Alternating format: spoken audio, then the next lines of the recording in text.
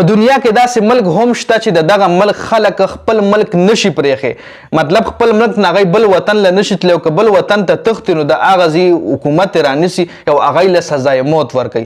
دا ملک دی چې نارت کوریا. نارت کوریا حکومت چې کوم دی هغوی په خپل عوامو باندې څه داسې قسم رولز اپلای کړي چې د ویډیو کې تاسو سره زه شریک کړم، تاسو به هم حیران شئ چې د نارت کوریا خلک دا زندګي څنګه تېروي. د داسې رولز په مطابق د زندګي ګرانه ده که اسانه ده، په هغې باندې په دې ویډیو کې خبره کوو.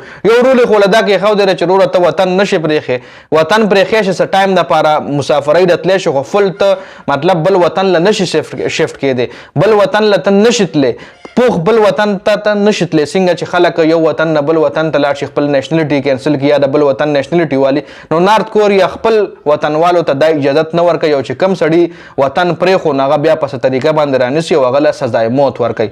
بل د نارت کوریا دا قانون هم ده چې نارت کوریا کې داسې علاقې هم شته چې هغه علاقو له حکومت نت نه پرووایډ کوي، انټرنیټ ولا نه ورکوي، صرف ټي وي ولا پرېښودي وي، او په ټي وي باندې ولا هم صرف 4 چینلې پرېښي وي چې هغه چینلو کنټرول صرف او صرف د نارت کوریا د حکومت په لاسونو کې وي. بل غټ قانون دا چې دا ملک کله نه جوړ شوی دی، نو په دغه ملک باندې د یو خاندان حکومت دی، د بل خاندان حکومت تر اوسه په دې نه دی راغلی. دغه ملک چې کوم اپوزیشن پارټي ده نو هغه هم دومره مضبوطه نه ده چې دغه خاندان ته شکست ورکړي او د حکومت ته واخلي. نو چې کله نه دغه ملک جوړ شوی دی صرف د یو خاندان حکومت پې را روان دی. بل د نارت کوریا چې کم میل دی، کم سړي دي، د هغوی دپاره قانون دا دی چې کله د هغوی عمر 17 سال شي نو ای به خامخا ملیټري جوین کوي، ای به خامخا فوج جوین کوي، او دې خبرې نه انکار څوک نشي کولی. او بل د هغه ځای عوام چې کوم دي ای ډېر په شوق باندې ملیټري جوین کوي. ملیټري څه خاص علاقې، ټول ملک نه چې ټول ملک په ملیټري جوین کوي، څه خاص علاقې ټاکلي وي چې دې علاقو خلک په خامخا ملیټري ته ځي. بل ای د ټریفک دپاره لیډیز ساتلي وي، په سړکونو باندې لیډیز ولاړې، د هغوی سوچ دا دی چې د لیډیز خبره خلک مني په سړکونو باندې، کې یو ډرایور ډېر هم زیات وایلنټ وي او چې هغه له مخامخ لیډي ولاړی او لیډي وله وایي ودرېږه نو هغه به ودرېږي. ټریفک دپاره هغوی سګنل نه وي لګولي بلکې لیډیز ولاړي او هغوی ټریفک کنټرول کوي.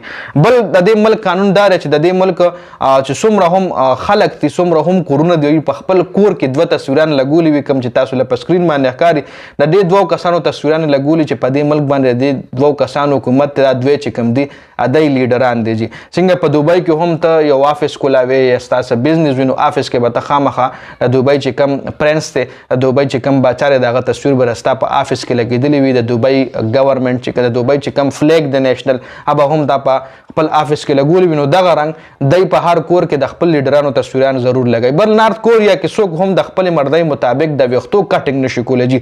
حکومت ورته تقریبا 15 پورې ډیزاینونه نایخانه کې کېښودي وي او هغه 15 ډیزاینونه کې به ته یو ډیزاین خوښې او هغه رنګ هیر کټینګ به کې، مطلب د خپلې خوښې مطابق ته هیر کټینګ هم نشي کولی. لکه اکثر خلک انټرنیټ باندې هیر کټینګ وګوري او بس هغه یوسي روچت کړي او لاړ شي، نه یې ته ووایي چې داسې کټینګ راله وکړه. خو په نارت کوریا کې دغه رنګ هېڅ قسم قانون نشته. حکومت ولا خپل ډیزاین کې ښودلي چې داسې قسم هیر کټینګ به تاسو کوئ او د هغې مطابق د نارت کوریا خلک چې کوم دي هغه یې هغه رنګ کټینګ کوي. نو دا د نارت کوریا حوالې سره څه معلومات ما را جمع کړي، ما وې تاسو سره هم شریک کړم. ډېره زیاته مننه د ویډیو کتلو.